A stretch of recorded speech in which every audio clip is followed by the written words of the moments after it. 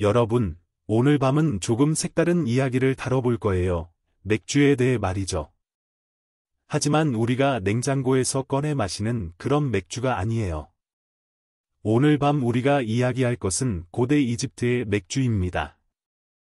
병에 담겨있는 세련된 맥주가 아니라 아주 겸손한 재료로 만들어진 맥주예요. 바로 빵, 상상해보세요.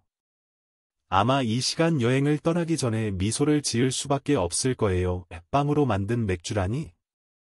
여러분, 이건 생각할 거리가 많죠.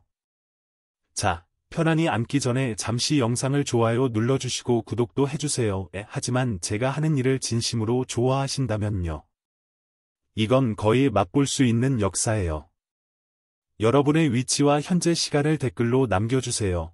오늘 밤 어디서 듣고 있는지 항상 궁금하거든요. 자, 이제 불을 낮추고 아마 팬을 켜서 부드러운 배경 소리가 들리게 해보세요. 그리고 우리 함께 오늘 밤의 여행을 시작합시다. 우리는 고대 이집트, 약 4000년 전으로 시작할 거예요. 여러분, 피라미드와 미라, 그리고 파라오가 있는 그 땅, 맥주가 단지 가볍게 마시는 음료가 아니었어요. 그것은 삶의 핵심적인 부분이었죠. 이집트인들은 금요일 밤에 피곤한 하루를 마친 후 차가운 맥주를 마시지 않았어요. 그들의 맥주는 깊은 사회적이고 영적인 의미가 있었습니다. 그들은 오늘날 우리가 사용하는 팬시한 양조 장비나 재료가 없었죠. 대신 그들은 맥주를 아주 기본적인 재료인 빵으로 만들었어요. 맞아요. 빵, 거의 재활용의 초기 예시 같았죠. 남은 빵이나 오래된 빵을 이용해 맥주를 만들어 버려졌을 법한 것을 마실 수 있는 음료로 바꾼 거예요. 어제 먹은 빵을 물에 담그고 그 결과 나오는 음료로 하루의 고생을 잊을 수 있었다니 상상해보세요. 정말 멋진 재활용이었죠. 역사학자들 사이에서 그들이 사용한 정확한 방법에 대해서는 여전히 논란이 있지만 고대 이집트에서의 맥주는 거의 죽처럼 걸쭉한 질감을 가졌다는 점은 널리 알려져 있어요. 매끄럽고 거품이 나는 맥주가 아니라 식사를 하거나 때로는 하루를 끝낼 때 함께 마시던 푸짐한 음료였죠. 그 음료는 주로 보리와 때로는 밀로 만들어졌고 야생 효모로 발효되었으며 몇 시간 혹은 며칠 동안 방치된 채로 만들었어요. 결과적으로 그 음료는 낮은 알코올 함량을 가졌기 때문에 많은 양을 마셔도 안전했죠. 그러나 이 과정은 이집트인들이 수세기 동안 완벽하게 다듬은 예술이었어요. 그들은 심지어 그들의 맥주가 신들의 선물이라고 믿었답니다. 보세요. 고대 이집트에서 맥주는 단지 긴 하루의 일을 마친 후 기분 좋게 취하기 위한 음료가 아니었어요. 그것은 영적인 의미가 있었죠. 이집트인들은 맥주가 신성한 기원을 가졌다고 믿었어요.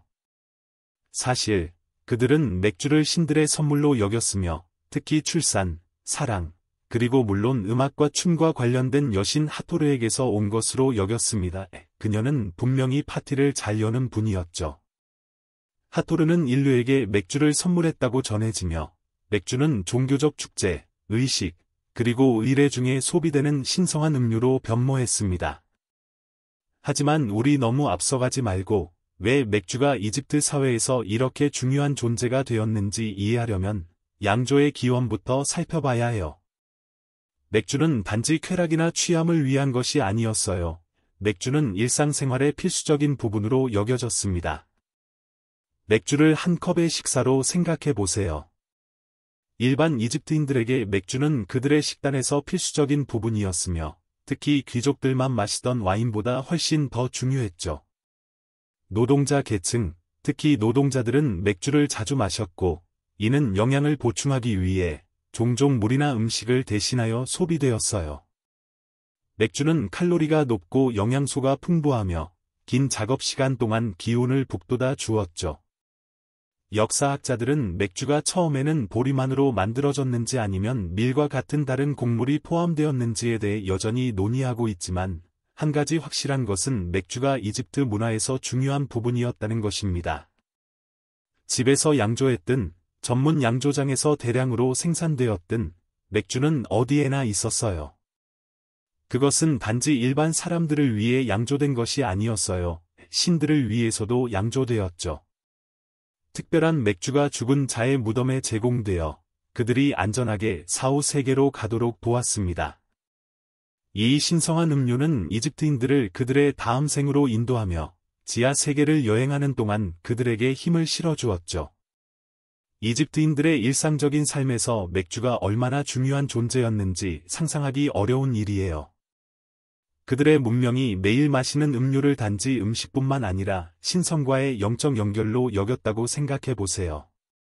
마치 그들이 이렇게 말하는 것 같았어요. 신들이 우리에게 이 음료를 주었으니 우리가 피라미드를 지을 때 이 음료를 즐기지 않을 이유가 뭐가 있겠어? 우리는 현대의 캔에서 마시고 있지만 고대 양조자들은 빵과 보리로 만들어진 액체 금을 가득 채운 컵을 들고 동료 노동자들과 함께 나누거나 신들에게 바쳤죠. 이제 이 고대 양조 과정이 실제로 어떻게 작동했는지 더 깊이 파헤쳐 봅시다.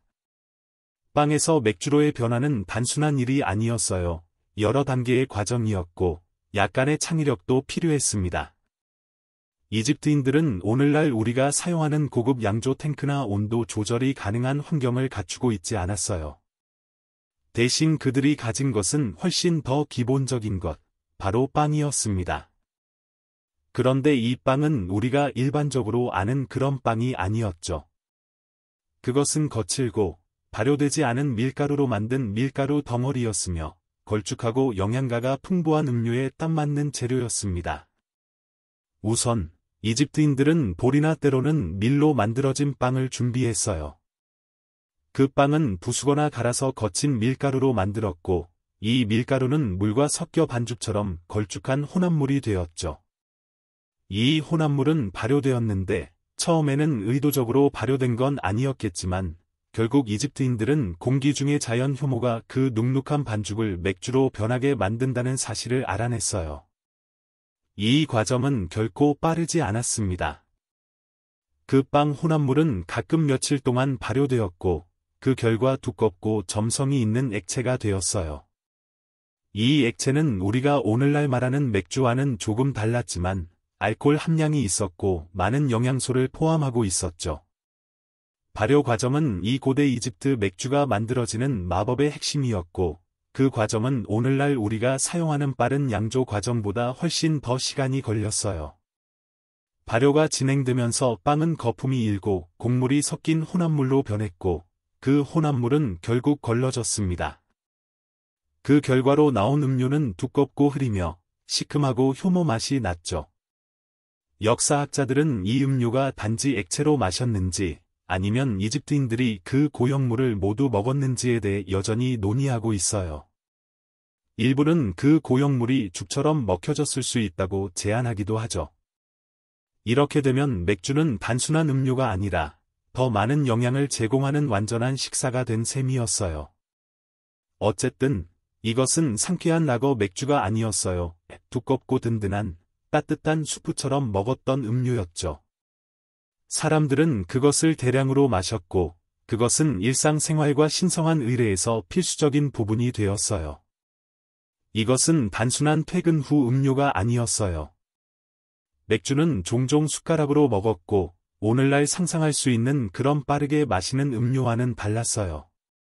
어떤 면에서는 그것은 부드럽고 마실 수 있는 빵처럼 사람들이 하루 종일 에너지를 유지할 수 있게 도와주는 음료였어요. 빵을 먹고 그것을 마시는 것을 동시에 한다고 상상해 보세요. 특별한 유리잔이나 차가운 냉장고는 필요 없었어요. 그저 그릇, 숟가락, 그리고 따뜻하고 만족스러운 음료가 있었고 그것은 노동자와 제사장들 모두에게 계속해서 돌아왔죠. 자, 이제 이집트인들이 어떻게 빵을 기반으로 맥주를 만들었는지 알게 되었지만 이 고대 맥주에 들어간 재료들에 대해서도 이야기해 봅시다. 고대의 맥주는 오늘날 우리가 마시는 그런 맑고 시원한 맥주와는 전혀 달랐어요. 이집트인들은 그들이 가진 것을 최대한 활용하는 데 집중했고 그들의 재료들도 그런 자원 활용을 잘 보여줍니다. 이 맥주의 기본 재료는 주로 보리였고 때때로 밀도 추가되었습니다. 보리를 선택한 이유는 단지 풍부했기 때문만이 아니라 실용적이었기 때문이었어요. 보리는 튼튼하고 재배하기 쉬웠으며 무엇보다도 발효에 필요한 당분이 풍부했죠.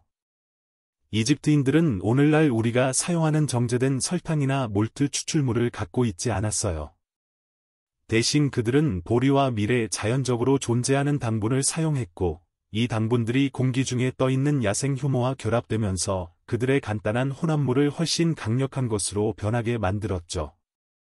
그것이 바로 발효의 마법이었어요. 과학을 알지 못했지만 이집트인들은 발효 과정을 명확히 마스터했죠. 하지만 여기서 조금 더 흥미로운 점이 있어요. 보리와 밀 외에도 이집트인들은 때때로 대추, 꿀 또는 과일을 추가하여 맥주의 맛을 강화했습니다. 이건 단지 취하기 위한 것이 아니라 깊이와 맛, 그리고 영양이 있는 음료를 만들기 위한 것이었죠. 대추나 꿀에서 나오는 달콤함이 가미된 진하고 몰트 맛이 나는 맥주를 상상해 보세요. 전형적인 페일 에일은 아니지만 분명히 사람들을 배불리 먹이고 힘든 하루를 버텨낼 수 있게 도와주는 음료였죠. 역사학자들은 이집트인들이 실제로 얼마나 많은 달콤한 재료를 맥주에 사용했는지에 대해 여전히 논의하고 있어요. 일부는 과일과 꿀의 추가가 주로 제사에서 사용되는 맥주에 한정되어 제사장들이나 신들에게 제공되었다고 말하기도 합니다. 또 다른 이들은 이것이 일상적인 맥주에도 들어가 더 달콤하고 일상적인 사람들이 마시기 더 좋은 맛을 주었다고 믿습니다. 어쨌든 고대 이집트의 맥주는 단순한 발효만이 아니라 균형을 맞추는 것이기도 했어요. 영양가 있고 즐길 수 있는 음료를 만들기 위한 과정이었죠. 이집트인들이 맥주를 마신 이유는 단지 즐거움만을 위한 것이 아니었다는 것을 잊지 말아요. 그들은 그것을 생존을 위해 마셨습니다. 우리는 맥주가 고된 노동을 견디게 하는 칼로리의 원천이었음을 이야기하고 있는 거예요. 그들이 양조한 맥주는 고에너지 음료로 단지 수분을 공급하는 것뿐만 아니라 상당량의 탄수화물도 제공했죠. 현대의 에너지 음료처럼 하지만 훨씬 더 맛있고 역사적인 변형을 가미한 음료였어요. 그러니까 다음번에 상쾌한 라거 맥주를 즐길 때 고대 이집트인들이 마셨던 것은 훨씬 더 걸쭉하고 영양이 풍부한 음료였다는 것을 기억하세요. 그리고 그들은 신들의 신성한 맥주 선물에 감사하며 그것을 마셨을 거예요. 이제 우리가 양조 과정의 핵심을 살펴봤으니 맥주와 신성한 연결에 대해 알아봅시다. 이집트인들은 맥주를 마신 것만이 아니라 그것을 숭배했습니다. 맥주는 단순히 음식을 씻어내거나 저녁에 즐기는 음료가 아니었어요. 그것은 신들에게 드리는 제물이었죠. 이집트인들에게 맥주는 단지 지구상의 필수적인 음료가 아니라 신들의 신성한 선물이었어요. 사랑, 음악, 춤, 그리고 기쁨과 관련된 여신 하토르는 맥주 신화에서 가장 중요한 인물 중 하나였습니다. 하토르는 종종 소의 머리를 가진 여성 또는 소의 뿔을 가진 여성으로 묘사되며 지팡이와 맷, 번식과 기쁨의 상징을 들고 있는 모습으로 그려졌어요. 하토르는 맥주를 창조하고 그것을 인류에게 영양과 기쁨의 형태로 선물했다고 믿어졌습니다. 이집트인들은 맥주 없이는 삶이 지루하고 기쁨이 존재하지 않는다고 믿었어요. 본질적으로 맥주는 삶을 가치 있게 만드는 음료였죠. 하지만 맥주의 역할은 살아있는 사람들의 사원이나 집에만 한정되지 않았습니다. 맥주는 이집트인들이 4, 5세기에 대해 가진 신념과도 깊은 관련이 있었어요. 맥주는 종종 고인의 무덤의 음식과 함께 제공되었고, 이 무덤들에는 음식, 도자기, 작은 인형들 외에도 대량의 맥주가 함께 놓였어요. 이집트인들은 고인이 4, 5세기에서도 맥주를 필요로 할 것이라고 믿었죠. 그들이 지구에서처럼 말이에요. 맥주와 4, 5세기와의 연결은 파라오 문서, 피러미드 텍스트를 포함한 여러 텍스트에서 더 확립되었으며, 그곳에서는 신들이 고인에게 맥주를 제공해 그들이 지하 세계를 안전하게 여행할 수 있도록 했다고 설명하고 있습니다. 역사학자들은 이집트의 종교 의식에서 맥주가 어떻게 사용되었는지에 대해 여전히 논의하지만, 맥주가 신들과의 연결 수단으로 여겨졌다는 사실은 부인할 수 없어요. 중요한 축제나 종교 의식 중에는 대량의 맥주가 양조되어 소비되었죠. 고대 이집트인들은 집이나 들판에서 맥주를 즐긴 것만이 아니라 그것으로 신들과 함께 숭배하고 축하하며 그것이 그들을 신들과 연결시킬 수 있는 힘을 가지고 있다고 믿었습니다. 아마도 그들의 눈에는 이 신성한 연결이 단지 음료에만 국한되지 않았을 거예요. 그것은 바로 삶 그 자체를 상징하는 것이었죠. 그 장면을 상상해 보세요. 공기는 향의 연기로 가득하고 제사장들이 경건하게 찬양하며 두껍고 따뜻한 맥주가 신들에게 제물로 부어지는 대형 클레이 항아리들. 이것은 단순한 사교적인 시간대가 아니었어요. 그것은 신성한 의식이었죠. 그러니 다음에 차가운 맥주를 따기 전에 수천 년 전에 이집트인들이 오늘날 우리가 상상할 수 있는 것보다 훨씬 더 깊고 신성한 방식으로 그들의 맥주를 사용하고 있었다는 것을 기억하세요. 이제 맥주가 단순한 음료가 아니라 신들의 신성한 선물이었다는 것을 살펴봤으니 이제 맥주가 고대 이집트 사람들의 일상생활, 특히 권력과 정치에서 어떻게 사용되었는지에 대해 알아봅시다. 이 사회에서 맥주는 단순히 일반 사람들만을 위한 것이 아니었어요. 그것은 권위와 통제의 상징이기도 했습니다. 상상해보세요. 이집트의 통치자인 파라오는 이집트 전역에서 모든 맥주 생산을 통제하고 있었어요. 피라미드를 짓는 노동자부터 사원에 있는 제사장들까지 모든 사람들은 맥주에 의존했죠. 하지만 그건 단순히 구석가게에서 맥주 한 병을 사는 것처럼 간단하지 않았어요. 그것은 국가가 통제하는 상품이었고 파라오는 그것을 자신의 의지대로 배급할 수 있는 권한을 가졌습니다. 맥주는 이집트 사람들의 일상생활에서 필수적인 존재였고 그 분배는 사회 질서를 유지하는 강력한 도구였어요. 파라오는 종종 사회 정책의 일환으로 맥주를 배급하며 자신의 위대한 기념물들, 예를 들어 피라미드를 건설하는 노동자들이 잘 먹고 마실 수 있도록 했습니다. 이 노동자들은 단순히 뜨거운 이집트 햇볕 아래에서 아무런 보상도 없이 일하는 것이 아니었어요. 아니요. 그들은 매일 맥주를 배급받았고 그 맥주는 단순히 영양을 제공하는 것뿐만 아니라 긴 노동의 하루를 보내는 데에도 도움을 주었죠.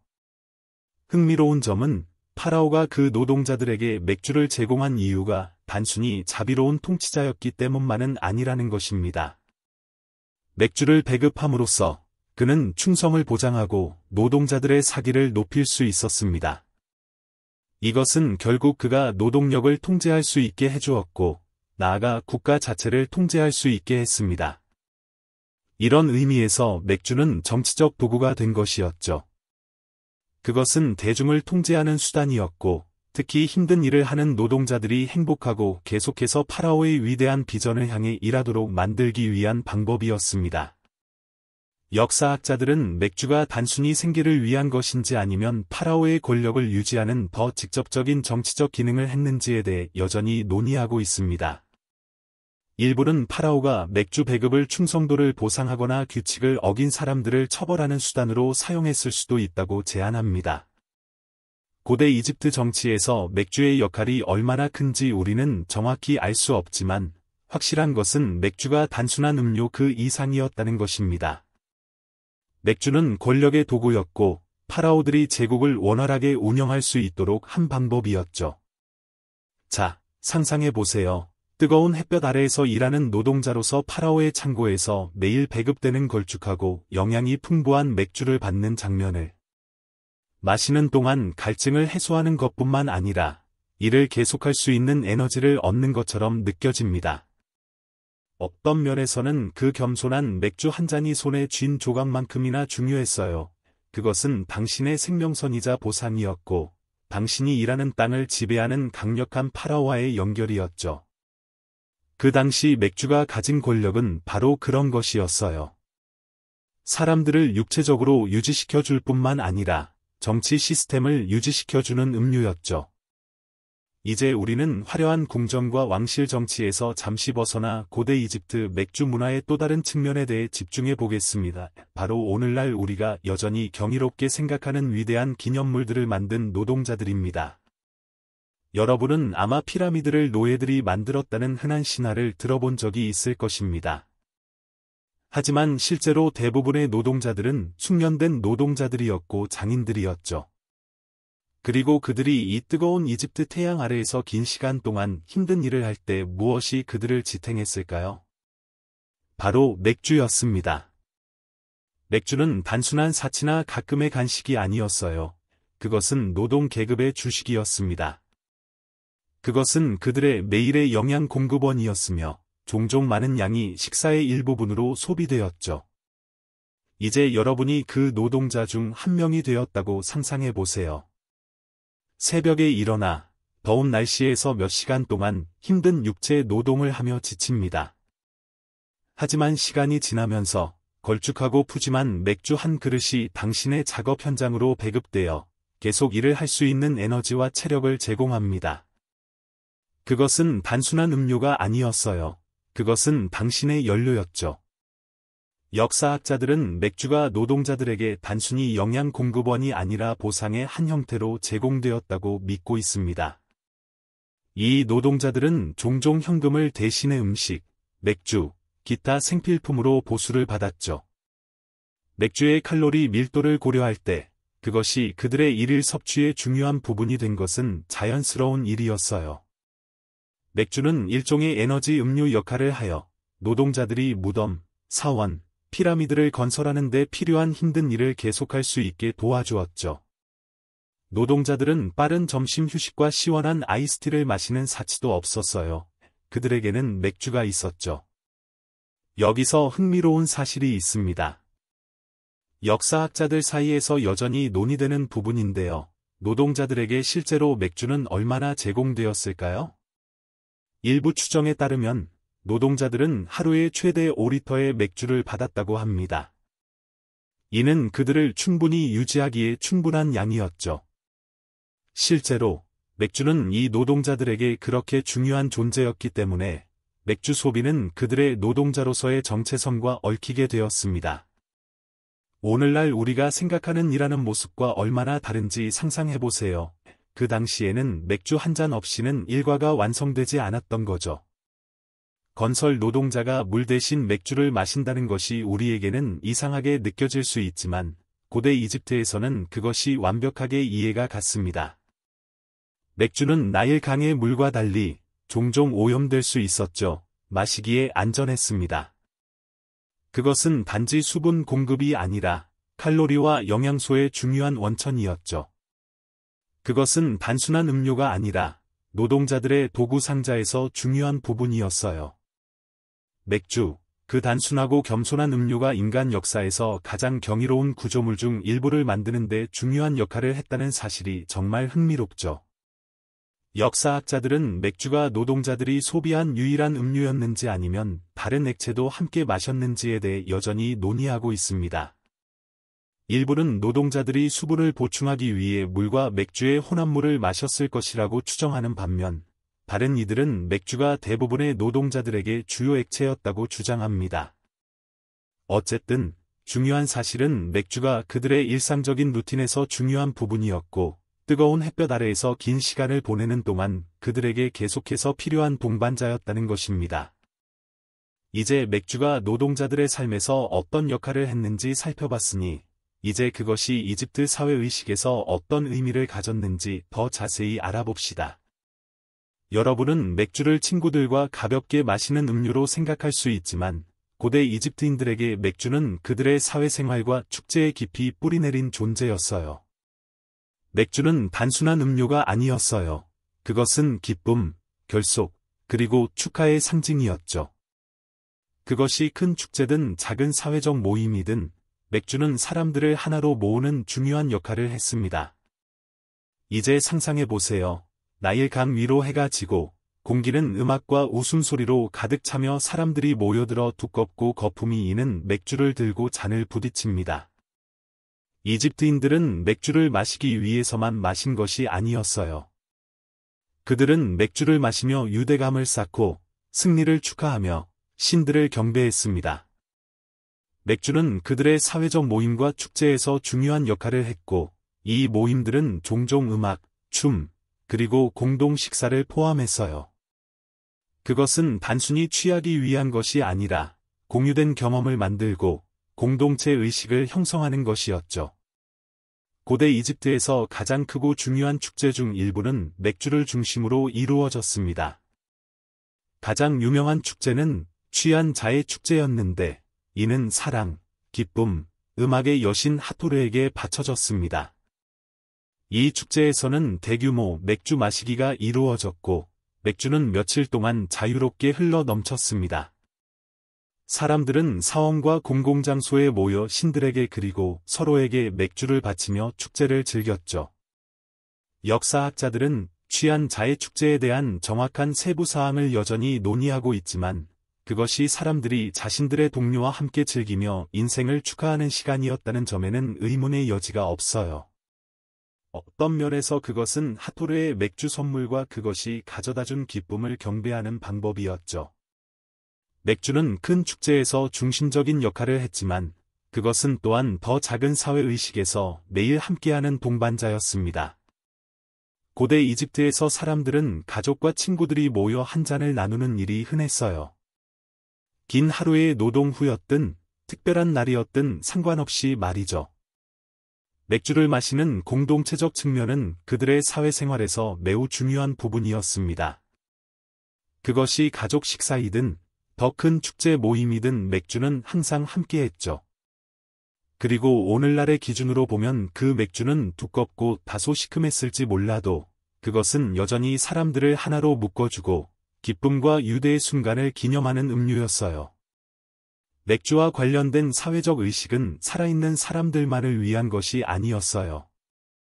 죽은 자들 역시 이 맥주 중심의 세계에서 자리를 차지했죠. 앞서 말했듯이 맥주는 종종 무덤의 제물로 제공되어 고인들이 사후 세계에서 필요한 모든 것을 갖추도록 했습니다. 그들의 좋아하는 음료도 포함해서요. 이 관행은 맥주가 이집트 문화에 얼마나 깊이 뿌리내려 있었는지를 보여주며 그것이 삶과 죽음 모두에 영향을 미쳤음을 강조합니다. 맥주는 단순한 음료가 아니었어요. 그것은 의식이었고 연결의 상징이었으며 사회적이고 종교적인 삶의 핵심 요소였죠. 역사학자들은 맥주가 일상생활에서 얼마나 자주 사용되었는지 아니면 특정 축제나 종교적 의식에 주로 사용되었는지에 대해 여전히 논의하고 있습니다. 일부는 맥주가 규칙적으로 마셨다고 주장하는 반면 다른 이들은 주로 의식적인 용도로 사용되었다고 주장합니다. 어쨌든 한 가지는 분명해요. 맥주는 단순한 음료 그 이상이었어요. 그것은 사람들을 하나로 묶어주는 사회적 접착제였고 기쁨의 상징이었으며 지속적인 기억과 공유된 경험을 만들기 위한 도구였죠. 우리가 살펴본 바와 같이 맥주는 단순히 사회적인 매개체나 갈증을 해소하는 수단이 아니었어요. 그것은 또한 의학적 성분을 가진 엘릭서로 여겨졌습니다. 고대 이집트에서 맥주는 단지 긴 하루의 일을 마친 후 마시는 음료가 아니었어요. 그것은 건강에 좋은 효능이 있어 자주 사용되었죠. 상상해보세요. 여러분이 몸이 좀 피곤하고 아마도 위장 문제나 가벼운 통증이 있을 때 어떻게 하시겠어요? 약국에 급히 가는 대신 든든한 맥주 한 잔을 마시겠죠. 이집트인들은 건강음료라는 개념을 가지고 있었고 그것은 우리가 지금은 사회적인 모임과 관련된 음료로 생각하는 바로 그 맥주였어요. 고대 이집트에서 맥주는 다양한 의학적 목적을 위해 사용되었습니다. 맥주는 소화 문제, 피로, 심지어 상처 치료에도 도움을 줄 수 있는 치유 속성을 가지고 있다고 믿어졌죠. 맥주의 높은 칼로리와 영양 가치는 특히 약하거나 아픈 사람들에게 에너지원으로 이상적이었어요. 감기에 걸렸다면 맥주가 선택된 치료법일 수 있었죠. 왜냐하면 맥주가 목을 진정시키고 가래를 제거하는 데 도움이 된다고 믿었기 때문이에요. 고대 이집트에서 맥주가 만병통치약처럼 여겨졌다는 사실은 놀랍지 않죠. 결국 현대 의약품이나 항생제가 없었으니 그들은 가지고 있는 것들로 해결하려 했던 거예요.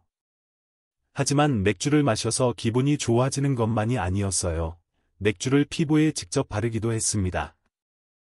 맥주는 상처나 피부 질환 치료를 위해 연고나 찜질에 사용되기도 했어요. 맥주 속 효모는 치유 속성이 있다고 믿었고 맥주의 두껍고 영양이 풍부한 성질은 자극받은 피부를 진정시키는 데 이상적이었죠. 사실 일부 기록에 따르면 맥주는 꿀, 기름, 허브와 혼합되어 화상, 배인 상처 또는 감염을 치료하는 연고로 사용되었어요. 맥주 기반의 연고가 피부에 발라져 상처를 진정시키고 회복을 돕는다는 이상한 위안을 상상해 보세요. 역사학자들은 맥주가 의학적 용도로 사용된 비율과 사회적 용도로 사용된 비율에 대해 여전히 논의하고 있습니다. 일부는 시간이 지남에 따라 맥주의 치유 능력이 과장되었다고 주장하기도 하지만 이집트인들이 그것을 단순한 오락용 음료 이상으로 강력한 물질로 보고 사용했다는 점은 분명해요. 맥주는 노동자나 일반 사람들만 마신 것이 아니었어요. 제사장, 치료사, 심지어 귀족들도 마셨습니다. 이 고대 이집트인들은 그들이 가진 자원을 건강과 사회적 목적 모두에 사용하는 데 아주 능숙했죠. 그러니 다음에 여러분이 좋아하는 수제 맥주를 한 모금 마실 때 그 맥주가 단지 호비나 맛 때문만은 아니었다는 사실을 기억하세요. 그것은 치유 능력, 편안함을 제공하는 성질, 그리고 다른 사람들과 그것을 나누는 의식이었어요. 고대 이집트인들은 자신들의 즐거움을 위해 맥주를 만든 것이 아니라 생명을 유지하고 회복을 돕는 다양한 목적을 가진 음료를 만들고 있었던 거죠. 이제 맥주의 의학적 효능을 넘어 고대 이집트에서 여성들이 양조와 소비에 있어 어떤 중요한 역할을 했는지에 대해 살펴봅시다. 고대 사회를 생각할 때 특히 권력이나 노동의 자리에서 남성들이 중심에 있다고 쉽게 상상할 수 있습니다. 하지만 이집트에서는 여성들도 맥주 양조 과정에서 중요한 역할을 했어요. 사실 여성들은 대부분 집에서 맥주를 양조하는 일을 담당했으며 이 일은 일상생활에서 필수적인 일이었습니다. 이제 이 고대 양조자들이 맥주 문화 형성에 기여한 중요한 역할을 함께 감사하는 시간을 가집시다. 맥주 양조는 단순한 일이 아니었어요. 그것은 많은 노동과 기술, 인내, 그리고 재료에 대한 지식이 필요한 과정이었습니다. 오늘날 맥주 양조가 여성의 일이었다는 것이 이상하게 느껴질 수 있지만 고대 이집트에서는 그것이 매우 존경받는 직업으로 여겨졌습니다. 여성들은 종종 양조 과정을 감독하며 보리, 물, 때로는 과일이나 꿀 같은 기본 재료들을 사용해 가족을 러시하고 공동체를 지원하며 심지어 거대한 구조물을 건설하는 데 필요한 맥주를 만들어냈죠. 역사학자들은 여성들이 집에서 만든 맥주와 대규모 양조장에서 만든 맥주가 얼마나 차이가 있었는지에 대해 여전히 논의하고 있습니다.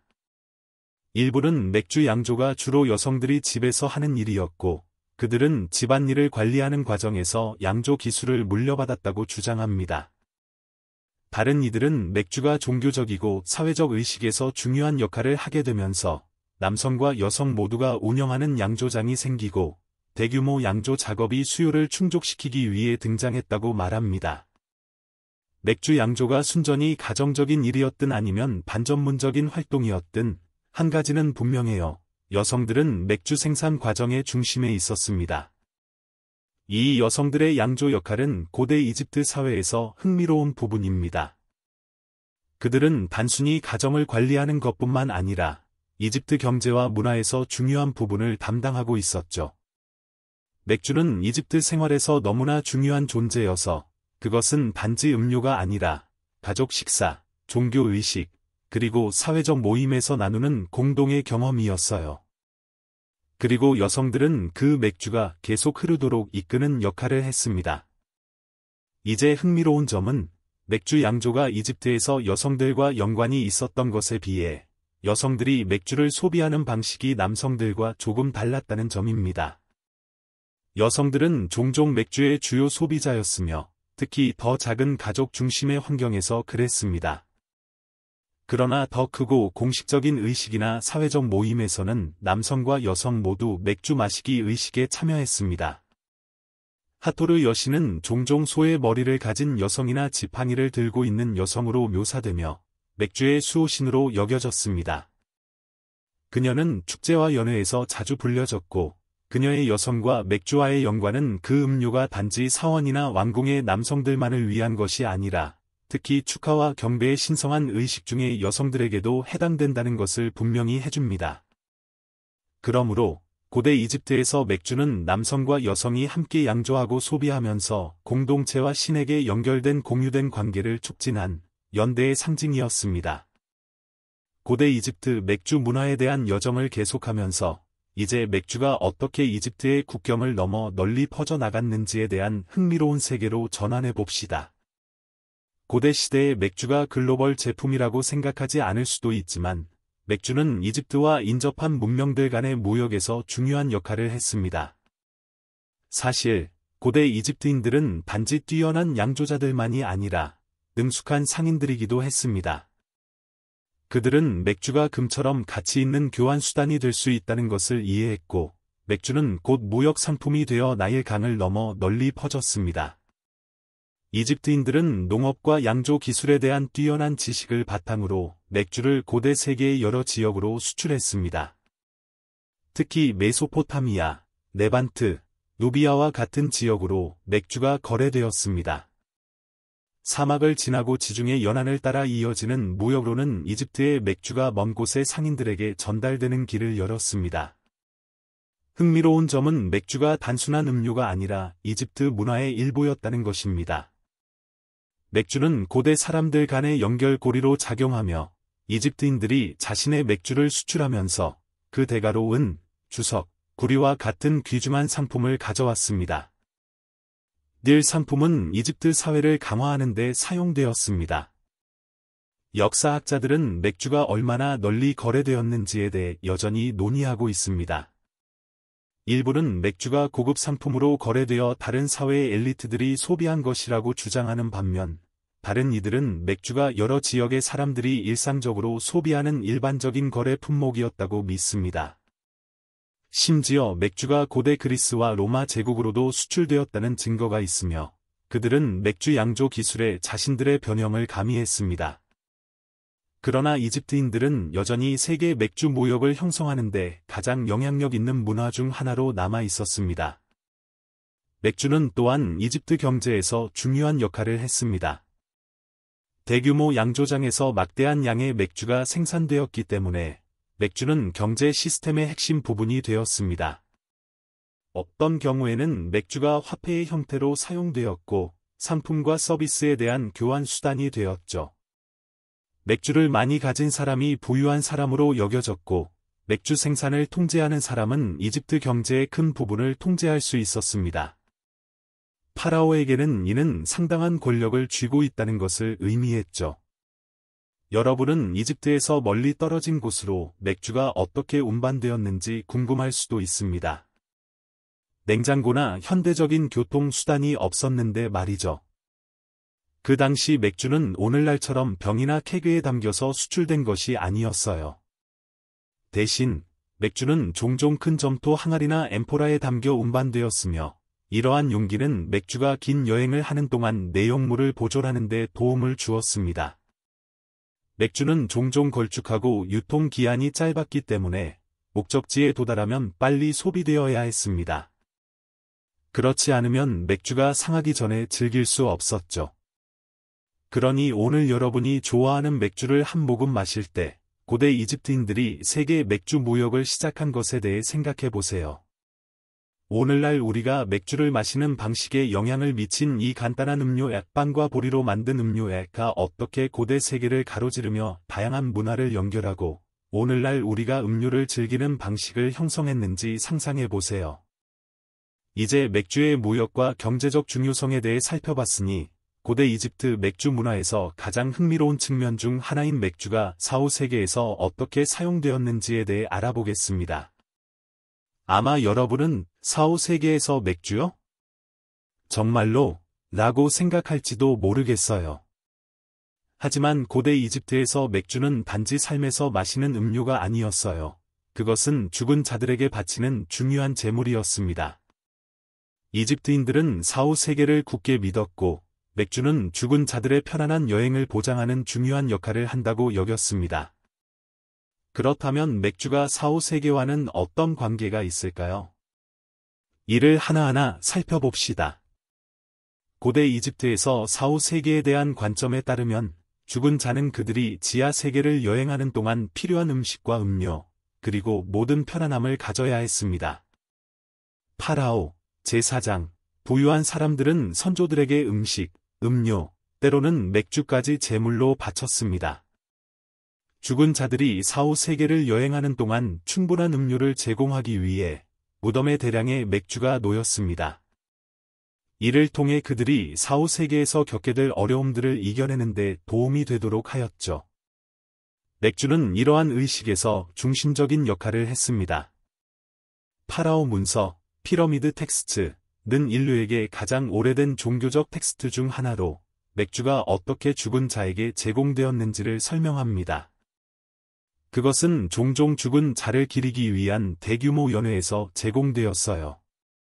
맥주는 죽은 자의 영혼을 영양적으로 보충하고 그들이 지하 세계의 위험을 헤쳐나가는 데 도움이 된다고 믿어졌습니다.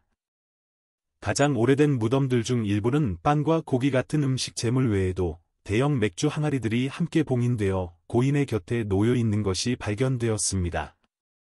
이 아이디어는 맥주가 죽은 자에게 영양과 편안함을 제공하여 그들이 신들과 함께 사후 세계로 가는 데 도움을 준다는 것이었습니다. 역사학자들은 이러한 매장 의식에서 맥주의 정확한 역할에 대해 여전히 논의하고 있습니다. 일부는 맥주가 죽은 자에게 바치는 많은 제물 중 하나에 불과했다고 주장하는 반면, 다른 이들은 맥주가 고대 이집트인들의 사후 세계에 대한 관점에서 중요한 역할을 했다고 믿습니다. 오늘날 우리가 휴식과 사교의 음료로 여기는 맥주가 이렇게 중요한 역할을 했다는 사실이 매우 흥미롭습니다. 맥주는 영원한 삶을 보장하기 위한 의식에서 중요한 자리를 차지했어요. 하지만 사후 세계만이 맥주가 의식적인 목적을 위해 사용된 곳은 아니었습니다. 맥주는 살아있는 사람들의 일상 의식에서도 중요한 부분을 차지했어요. 신들에게 바치는 제물로 사원에 맥주를 붓거나 신들을 기리기 위한 축제에서 맥주를 소비하는 등의 방식으로 맥주는 살아있는 사람들과 신을 연결하는 음료로 여겨졌습니다. 그것은 단순히 인간만을 위한 음료가 아니라 신들과 소통하고 감사하며 축복을 구하는 수단이었죠. 죽은 자들에게 맥주는 그들이 지구의 영역과 계속 연결될 수 있도록 돕는 역할을 했습니다. 죽은 자에게 위안을 주거나 신들에게 바치는 제물로서 맥주는 이집트 종교 의식에서 항상 중요한 존재였습니다. 맥주를 무덤에 두는 관습은 수세기 동안 계속되었습니다. 이 맥주를 마실 수 있는 특권은 파라오들만의 것이 아니었어요. 일반 사람들도 그들의 무덤에 맥주를 두어 사후 세계에서도 맥주를 마실 수 있도록 했습니다. 일부 고고학자들은 맥주 잔여물이 가득 담긴 대형 매장 항아리를 발견했으며, 이는 고대 이집트에서 맥주를 제물로 바치는 이 관습이 사회 모든 계층에서 널리 퍼졌음을 증명합니다.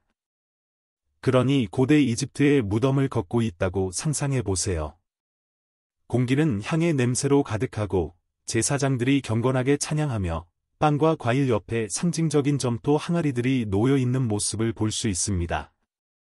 이것은 단순한 음료가 아니었어요. 그것은 여행의 일부였고, 죽은 자들이 다음 세상에서 그들이 살아가고 번창할 수 있도록 돕기 위한 방법이었습니다. 이제 주제를 전환하여 고대 이집트에서 맥주와 와인의 관계에 대해 살펴보겠습니다. 맥주는 확실히 이집트 사회에서 중요한 위치를 차지했지만, 사람들이 즐겼던 유일한 음료는 아니었어요. 메소포타미아와 레반트와 같은 다른 지역에서 수입된 와인은 엘리트층의 음료로 화려한 연회와 축제에서 소비되었습니다. 그렇다면 맥주는 이 상황에서 어떤 위치를 차지했을까요?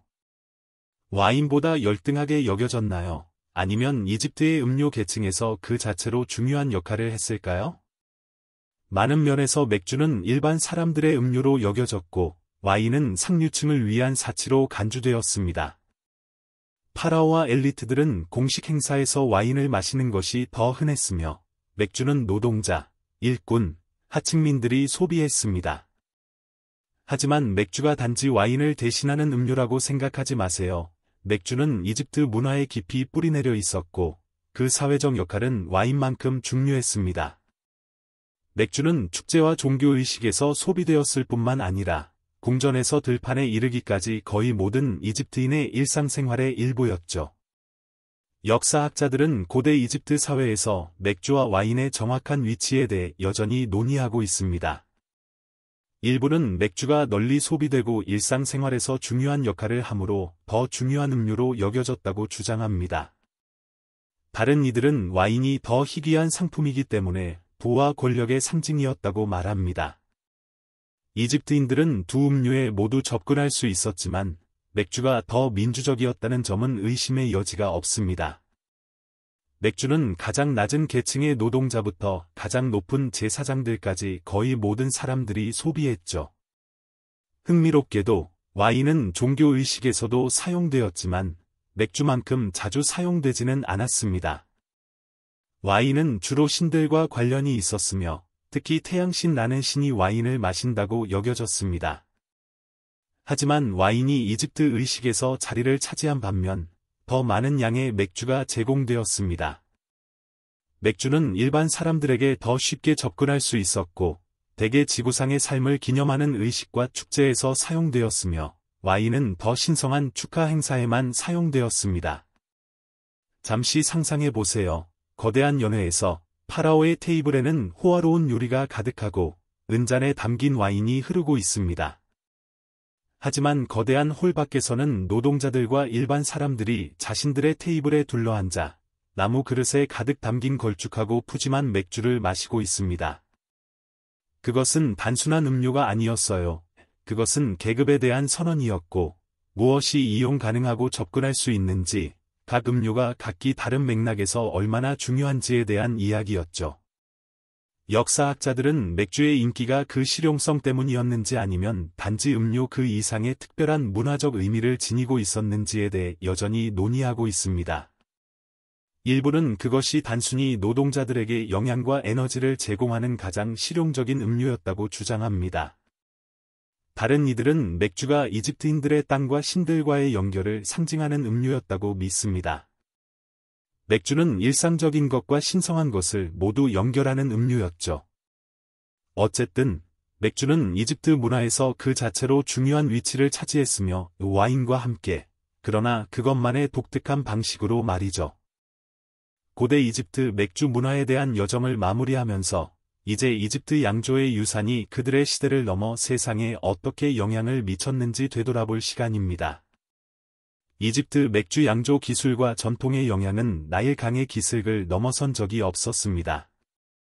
무역로가 확장되고 문화 교류가 이루어지면서 맥주 양조의 기술은 널리 퍼졌고 결국 다른 위대한 문명과 문화로 전파되었으며 각 문명은 이를 자신들의 방식으로 적응해 나갔습니다. 하지만 이집트인들이 심은 씨앗은? 그것은 번성했습니다. 우선 중요한 것은 이집트인들만 맥주를 양조한 것이 아니라는 점이에요. 그러나 이집트인들은 확실히 맥주를 완성하고 체계화한 첫 번째 사람들이었습니다. 그들의 보리와 밀로 맥주를 양조하는 방법과 발효 과정은 그리스와 나중에는 로마에서 사용된 양조 시스템의 기초를 마련했습니다. 그리스인들과 로마인들은 더 혁신적인 발전을 이루었을지 모르지만 이집트의 맥주는 그들의 양조 방법의 원형이었고 출발점이었죠. 재료, 양조 방법, 그리고 의례적인 중요성까지 이 문명들에 의해 받아들여졌고 이들은 각자의 방식으로 맥주를 축하하는 방법을 찾았습니다. 예를 들어 그리스인들은 지토스라고 불리는 자신만의 맥주 버전을 만들었습니다. 그것은 이집트 양조에서 영향을 받았지만 맛과 재료는 달랐죠. 로마인들도 자신만의 맥주를 양조했지만 그들은 와인을 더 우월한 음료로 여겼고 이집트인들이 와인을 귀족 계층과 연결지은 것처럼 로마인들도 마찬가지였어요. 그럼에도 불구하고 맥주는 이 두 사회의 하층 계층에서 중요한 음료였으며 이는 이집트에서도 마찬가지였죠. 로마 제국은 심지어 맥주를 멀리 떨어진 지방으로 수출했으며 이집트에서 영향을 받은 양조법을 영국까지 전파했습니다. 역사학자들은 이집트의 맥주가 다른 문명에 얼마나 영향을 미쳤는지에 대해 여전히 논의하고 있습니다. 이집트인들이 양조 과정을 완성했을지라도 그들의 정확한 양조 방법이 그리스인들이나 로마인들에게 직접 전달되었는지 아니면 그들이 자체적으로 실험을 통해 비슷한 방법에 도달했는지는 명확하지 않습니다. 어쨌든 한 가지는 분명합니다. 이집트의 맥주는 고대 세계에서 양조의 발전의 기초가 되었어요. 시간이 지나면서 이집트는 결국 역사 속으로 사라졌지만 이집트인들이 처음 시작한 양조 기술은 계속 발전했습니다. 중세 시기에 접어들면서 맥주는 유럽 전역에서 중요한 음료가 되었고 다만 더 세련된 형태로 발전했죠. 양조장에서는 홉을 보존제와 향미료로 사용하기 시작했고 르네상스 시기에 맥주 양조는 유럽 많은 나라에서 잘 확립된 기술이 되었습니다. 양조 기술은 계속해서 퍼졌고 결국 산업혁명은 오늘날 우리가 아는 대로 맥주의 대량 생산을 가능하게 했습니다. 하지만 고대 이집트의 맥주가 현대의 맥주 축제와 의식에 여전히 미치는 영향을 찾을 수 있습니다. 맥주를 마시는 공동체적인 측면, 친구, 가족, 심지어 낯선 사람들과 함께 음료를 나누고 삶을 축하하는 아이디어는 고대 이집트의 연회에서 시작된 것과 관련이 있습니다. 맥주가 종교적이고 사회적인 환경에서 대규모 모임에서 자주 소비되었다는 사실은 오늘날 우리가 아는 세계적인 맥주 문화를 형성하는 데 중요한 역할을 했습니다. 상상해 보세요. 오늘날 우리가 아는 맥주의 그것의 공동체적인 성격, 의례적인 중요성, 사회적이고 문화적인 연결의 모든 것이 나일 강의 기슭에서 시작된 전통에서 뿌리를 내리고 있다는 사실을요. 다음번에 차가운 맥주를 열 때 고대 이집트인들이 그들의 첫 번째 맥주 양조자들이었기 때문에 여러분이 그 오랜 전통에 동참하고 있다는 것을 기억해 주세요. 빵과 보리로 만든 단순한 음료가 고대 세계를 가로지르며 다양한 문화를 연결하고 오늘날 우리가 음료를 즐기는 방식을 형성한 것을 상상하는 것은 정말 놀라운 일입니다. 고대 이집트 맥주 문화에 대한 여정을 마무리하면서 이제 맥주 양조가 얼마나 발전했는지 되돌아볼 시간입니다. 파라오 시대의 간단한 빵으로 만든 맥주에서 오늘날 우리가 즐기는 복잡한 수제 맥주에 이르기까지 맥주의 여정은 세기, 문명, 그리고 문화들을 아우릅니다. 고대 이집트인들은 그들의 무한한 지혜로 대중을 영양적으로만 충족시키는 음료가 아니라 의식, 사회적 유대, 그리고 무역의 매개체로서 중요한 역할을 하는 음료의 기초를 마련했습니다. 고대 이집트인들이 그들의 맥주를 어떻게 보았을지 잠시 생각해 봅시다. 그들에게 맥주는 단순한 음료가 아니었어요. 그것은 삶 그 자체의 상징이었습니다. 맥주는 신들이 준 신성한 선물로 여겨졌고 일상생활의 필수적인 부분이자 살아있는 세계와 사후세계 모두에서 균형을 유지하는 열쇠로 간주되었습니다. 맥주는 단지 소비하는 것이 아니라 신들과 연결되고 몸을 영양적으로 충족시키며 공동체와 유대감을 형성하는 방법이었죠. 맥주는 그들의 삶에서 너무 중요한 역할을 했기에 죽음 이후에도 그들과 함께하여 사후세계에서 마실 수 있도록 했습니다. 이제 그 관점이 오늘날 우리의 관점과 어떻게 비교되는지 생각해 봅시다. 우리는 맥주를 신들에게 제물로 바치거나 죽은 자들이 사후세계에서 마실 수 있도록 무덤에 두지 않지만 여전히 우리는 다른 사람들과 함께 음료를 나누며 모입니다. 맥주는 여전히 결속, 축하, 그리고 기쁨의 상징입니다. 그것은 축제, 가족 모임, 혹은 집에서의 조용한 저녁 시간에 나누어지며 여전히 우리의 사회적 생활에서 중심적인 역할을 합니다. 그러니 오늘 밤 휴식을 취하며 아마도 한 잔을 즐기고 있다면 맥주의 길고도 풍성한 역사를 잠시 되새겨보세요. 여러분은 단순히 음료를 마시는 것이 아니라 고대 이집트인들로부터 시작된 수천 년의 전통과 문화와 연결되고 있는 것입니다. 모든 형태의 맥주는 인류의 동반자로 그 여정을 거치며 발전했지만 항상 우리의 마음과 의식 속에 중요한 자리를 차지해왔습니다. 이 여정을 마무리하면서 맥주의 단순한 힘에 대해 생각해봅시다. 빵에서 태어난 음료, 문화 간에 공유되며 삶과 죽음 모두에서 중요한 역할을 한 음료. 보리와 빵으로 만든 맥주 같은 겸손한 것이 어떻게 인간 역사의 흐름을 바꾸었는지 상상하는 것은 놀라운 일입니다. 피라미드를 짓던 노동자들부터 무역로를 통제한 파라오들까지 맥주는 항상 그 자리에 있었고 그것을 마신 사람들에게 영양과 기쁨을 제공했습니다.